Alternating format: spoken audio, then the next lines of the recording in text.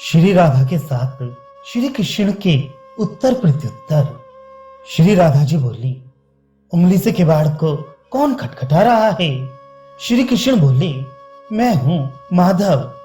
श्री राधा बोली, तो क्या आप वसंत हैं? क्योंकि माधव वसंत को भी कहते हैं।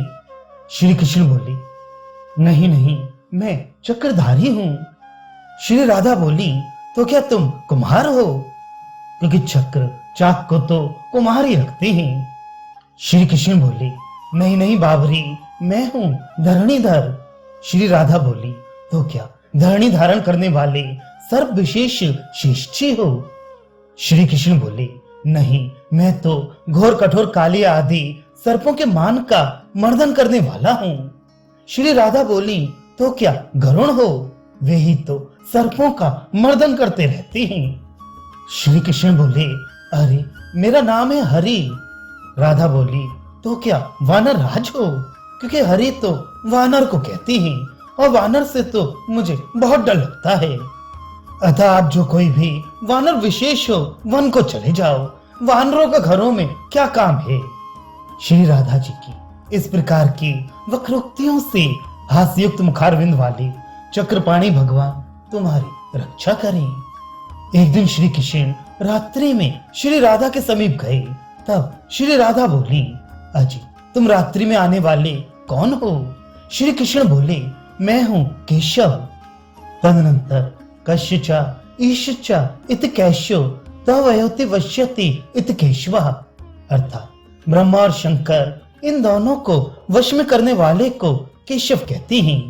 इस पारिभाषिक अर्थ को त्याग कर व्याकरण के अनुसार प्रशस्ता केशा संतेस्ते केशवा, इस विग्रह के अनुसार केशाद्वा अनंतर श्याम इति व प्रत्यांत केशवा शब्द को लक्ष्य करती हुई श्री राधा जी बोली, सुंदर केशों के कारण ही इतना गर्व क्यों करते हो?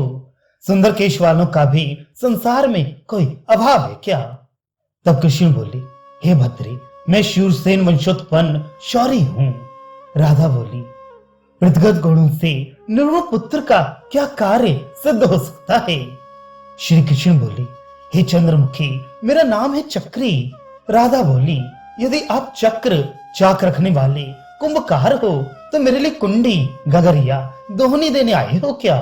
इस प्रकार गोप बधू श्री राधा जी के उत्तर से जो पराजित एवं लज्जित हो गई, वे ही श्री हरि तुम्हारी रक्षा करें।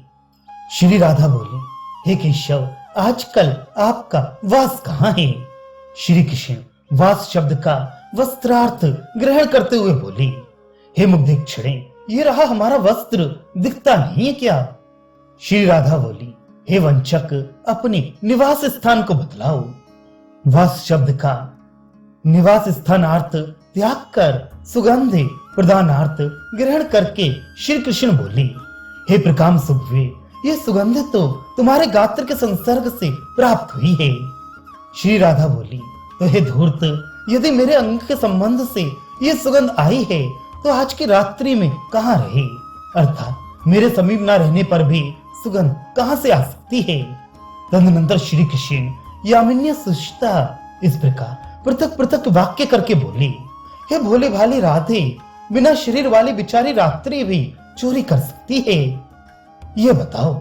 इस प्रकार के छलमन वाक्यों से गोप बधू श्री राधा के साथ हास्य परिहास करते हुए श्री कृष्ण तुम्हारी रक्षा करें। श्री कृष्ण बोले, हे राधे, तुम कुपिता हो, अर्थात मेरे छल में परिहास से कुपित हो गई हो क्या? श्री राधा कुछ शब्द का कोश के अनुसार पृथ्वी अर्थ कल्पना करके उत्तर देती हुई बोली, अजी मैं क्यों हूं कुपिता?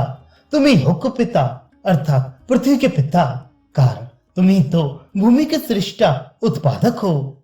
श्री कृष्ण बोले, तुम ही तो समस्त जगत की माता हो। श्री राधा बोली, नहीं जी, तुम ही तो जगत के माता अर्थात परमाण करता हो। तुम्हारी अपेक्षा अन्य कौन सर्वज्ञ है? श्री कृष्ण बोले, हे देवी, तुम परिहास के लिए कलह करने में अनंता हो, अर्थात तुम्हारे परिहास की सीमा नहीं है। श्री राधा बोली, अजी ऐसे नहीं, तुम ही अनंता हो, अर्थात तुमसे कोई अधिक शक्तिशाली न होने के कारण तुम किसी से नवते नहीं हो, न अनंत अनंता अर्थात किसी को नमस्कार नहीं करते हो। श्री राधा के ऐसा कहने पर जो श्री कृष्ण ईषदास युक्त हो, गोप सुंदरी श्री राधा के प्रति नम्र हो गई। वे भक्तों के समक्ष नम्रता परायण श्री कृष्ण तुम्हारी शोभा संपत्ति बढ़ाई।